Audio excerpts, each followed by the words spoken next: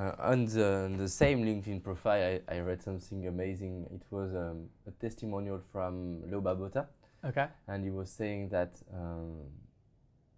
he saw, I don't know how to say that, he saw that you helped some blog to, some average blog to become a powerful blog. Do you understand what I mean? Uh-huh. How to, how to help an average blog to become a top level blog.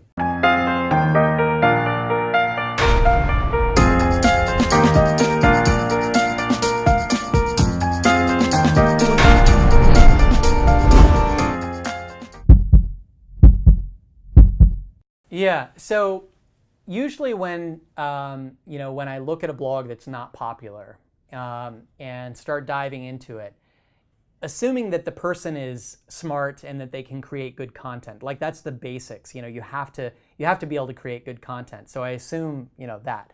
But when I just look at the blog, and if someone's not getting the popularity that they're looking for, it usually comes down to a lack of understanding about who their audience is and what specific problem they're solving for that audience, and then also how they're solving that problem in a unique way. Because again, as I said, there are hundreds of millions of blogs out there. Yeah. And so if I just start a blog and say, hey, this is Corbett's fitness blog, you should subscribe. Well, people think to themselves, why should I subscribe? You haven't told me anything that's interesting.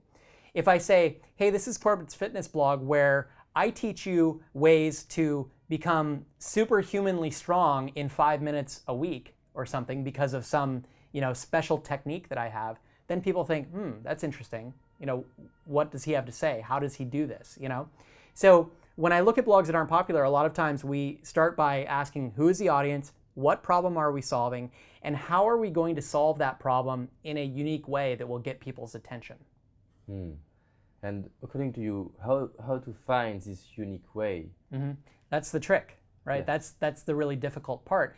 And it's not as if you'll have that necessarily from the beginning, but you need to be thinking about how your approach to whatever problem it is, how you can make that unique. So for you, for example, helping people to find the potential and unleash that, how are you going to do that in a way that hasn't been done before?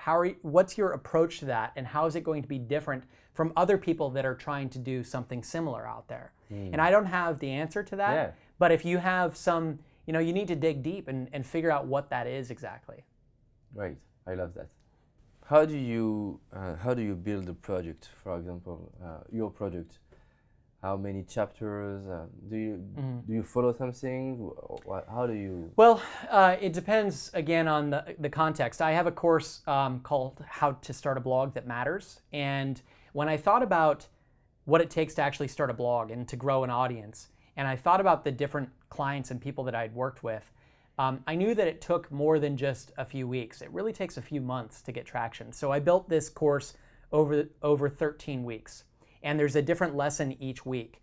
And when someone becomes a member, they have the different lessons laid out that are meant to take a week or so each. But some people can do it faster than that, and some people can do it slower than that. It depends on who they are and what's going on. But I like to not leave restrictions on when they can consume the content, because I know that when I jump into a training program that I'm taking, I get frustrated if things are locked up and I can't get to them. You know what I mean? Because I want to be able to jump ahead or something.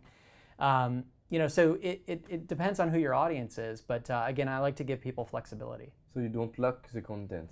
I don't. And I think when people lock the content, a lot of times, the creator of the content is doing that in their own interest. It's not in the interest of their customer, right? They're doing it because they want people not to get access so that they won't leave, or so that that they won't ask for a refund or something like that. When I see courses where the content's locked up, if you look at a lot of other just regular stuff that's not in the internet marketing sort of space, it's pretty rare for content to be locked up like that. If you want to refer to the content, it's going to be 3 weeks from now. You can do that. Why shouldn't you be able to do that? Great, I love that.